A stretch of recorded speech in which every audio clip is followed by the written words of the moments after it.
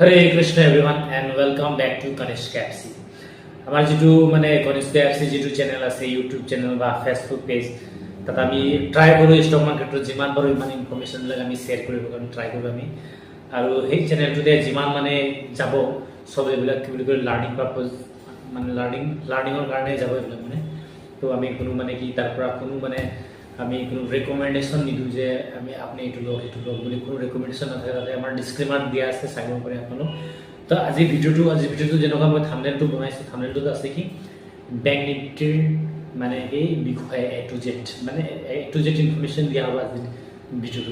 Bank Nifty হয় কি, bank নিফটিত কোনবিলাক ষ্টক আছে, ষ্টকবিলাকৰ প্ৰাইচ কিমান, সেইবিলাক ক'ব পাৰি, সেইবিলাক পাব্লিকলি ক'ব পাৰি। কোনো মই কল দিয়া নাই যে এইবিলাক মানে ষ্টক ল'ব লাগে বুলি। তো ব্যাংক নিফটিত আছে কি এটা আমি ব্যাংক নিফটিত বহুতে অপশন ট্রেডিং কৰে। তো গম পাব লাগে যে কোনবিলাক বেংক আছে তাত আৰু কোনবিলাক বেংক উঠিলে ব্যাংক নিফটি উঠিব, কোনবিলাক বেংক ডাউন হ'লে ব্যাংক নিফটি ডাউন হ'ব, কোনবিলাক বেংকৰ ৱেটেজ বেছি আছে এইবিলাক আমি চাব লাগে, কাৰ কম আছে সেইবিলাক চাব লাগে আমি। তো ব্যাংক নিফটি এটা ইণ্ডেক্স হৈ গ'ল, বহুত ভলেটাইল ইণ্ডেক্স হয় আৰু তাত 12টা বেংক থাকে। সেই 12টা বেংকৰ নাম এতিয়া কোন মই ফাৰ্ষ্ট নাম দিছোঁ ইয়াতে, নাম কৈছোঁ মই পিএনবি, পাঞ্জাব নেশ্যনেল বেংক। পিএনবিৰ এতিয়া শ্বেয়াৰ প্ৰাইচ কিমান 95, ঠিক আছে। তাৰ মাৰ্কেট কেপ কিমান আছে সেইটো মই নকওঁ, সেইটো আপোনালোক নিজে চাব, কাৰণ নিজে চালোঁ মানে কি লাৰ্নিংটো বাঢ়ে, নিজে অলপ কষ্ট কৰিব লাগে। কি আছে পিএনবি এতিয়া 95 চলি আছে, 95 প্লাছ কিবা এটা চলি আছে, 95 শ্বেয়াৰ প্ৰাইচ আছে, ঠিক আছে। তাৰপিছত নম্বৰ 2 হৈ গ'ল AU small finance bank. AU small finance বেংকৰ মানে শ্বেয়াৰ প্ৰাইচ কিমান হ'ল 538। AU স্মল ফাইনেন্স বেংকৰ শ্বেয়াৰ প্ৰাইচ হৈ গ'ল 538। তাৰ ভেলুৱেশ্যন কিমান, PE ৰেচিঅ' কিমান, বুক ভেলু কিমান, এইবিলাক আমি নকওঁ, এইবিলাক এইটো ভিডিঅ'ত নকওঁ। জাষ্ট ইয়াত ইন্ট্ৰডাকশ্যন এটা সৰু ইন্ট্ৰ এটা দিম যে যেনেকুৱা মানে কি আপোনালোকো গম পাব আৰু আপোনালোকো মানে কি ভাল ৱেবছাইট আছে এইবিলাক পাৰ্চনেলি ময়ো জনাই দিম যে কোনবিলাক ৱেবছাইটত মানে কেনেকুৱা ফাণ্ডামেণ্টেল এনালাইচিছ কৰে সেইবিলাকো মই জনাই দিম। তো ইয়াত মানে ভিডিঅ'টো দীঘল আছে চ' মই এইবিলাক ডিটেইলছত নকওঁ যে কাৰ মাৰ্কেট কেপ কিমান আছে, কাৰ PE ৰেচিঅ' কিমান আছে বা বুক ভেলু কিমান আছে, এইবিলাক নকওঁ। জাষ্ট শ্বেয়াৰ প্ৰাইচ কম আৰু নামবিলাক কওঁ। ক'লোঁ কি পিএনবি ক'লোঁ 95, ঠিক আছে 95। আৰু এই স্মল ফাইনেন্স কিমান আছে 537, 538 এনেকুৱা চলি আছে। তাৰপিছত কেনাৰা বেংক আপোনালোক সকলোৱে গম পায়। কেনাৰা বেংকৰ ইয়াত শ্বেয়াৰ প্ৰাইচ মানে এতিয়া 87। যদি কোনোবা এটা শ্বেয়াৰো যদি বাই কৰিব বিচাৰে 87 ৰুপিজ হ'লে মানে বাই কৰিব পাৰে। কি কৰিব পাৰে কেনাৰা বেংক, ঠিক আছে।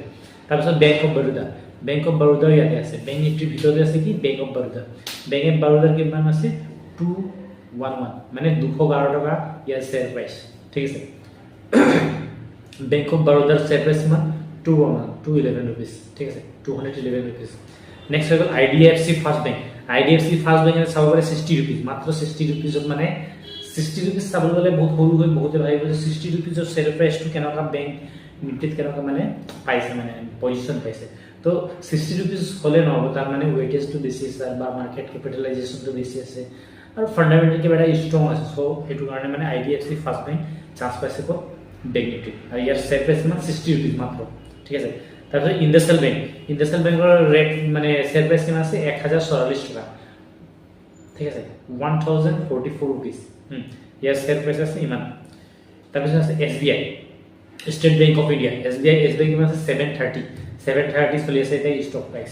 SBI আছে য'ত মানে বেংক নিফটিত 60 ৰুপিজৰ এটা ষ্টক সোমাই আছে, শ্বেয়াৰ এটা সোমাই আছে IDFC ফাৰ্ষ্ট বেংক, তাৰ লগতে SBI আছে বা ইণ্ডাছএল বেংক আছে, এনেকুৱা ডাঙৰ লাৰ্জ কেপো আছে, মানে বেছি প্ৰাইচ টকাও আছে মানে, ঠিক আছে। নেক্সট আছে এক্সিছ বেংক হৈ গ'ল 1014 টকা। 1014 টকা যদি কোনো কিনিব যায় 1014 টকা দি কিনিব পাৰে, ঠিক আছে। তাৰপিছত হৈ গ'ল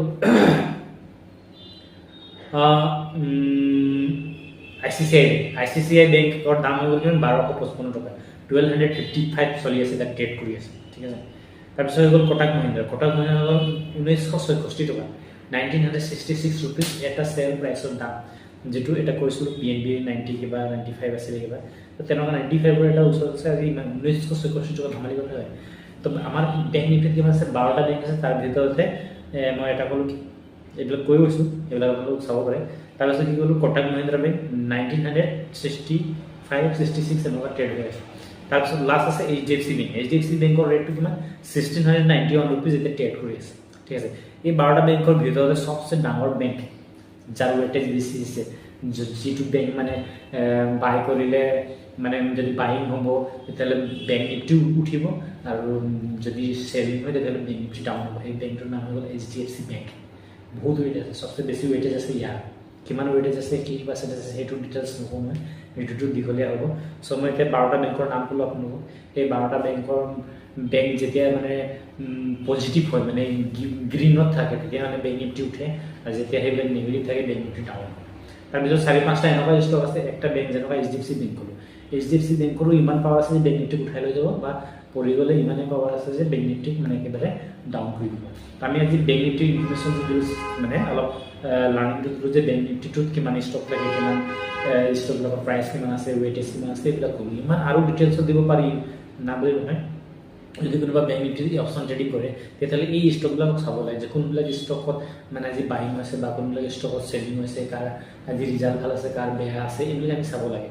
ঠিক আছে, আমি নোচোৱা চাপ'জ আমি যদি গম পালোঁ HDFC বেংকৰ ৰিজাল্ট বেয়া আছে আৰু আমি যদি বেংক নিফটি কল চাইডে যদি পজিশ্যন হওঁ তেতিয়া আমাৰ লছ হ'ব, কাৰণ তেতিয়া মাৰ্কেট ডাউন হ'ব আৰু বেংক নিফটিও ডাউন হ'ব। যিটো কৈছোঁ আমি বেংক নিফটি ভলিটাইল আছে বা ৱাইল্ড এনিমেল নিচিনা আছে, তো তলফালে পৰিলেও তেনেকুৱাই পৰে, বহুত বেছিকৈ পৰে আৰু উঠিলেও বহুত বেছিকৈ যায়। বেছি আৰু ডিটেইলছ নকওঁ, ভিডিঅ'টো ইমানতে সমাপ্ত কৰোঁ। আজি বেংক নিফটিৰ ইনফৰমেশ্যনটো দিবলৈ ট্ৰাই কৰিলোঁ আৰু ইয়াতে 12টা বেংকৰ নামো কৈ দিলোঁ। সেই নামবিলাক আপোনালোক চাব ভালকৈ, আৰু মই ডেছক্ৰিপশ্যনতো লিখি দিম যে কাৰ কিমান ষ্টেক প্ৰাইচ আছে, কোনবিলাক কি নাম। ঠিক আছে, বেছি দীঘল নকৰোঁ ভিডিঅ'টো ইয়াতে। Thank U.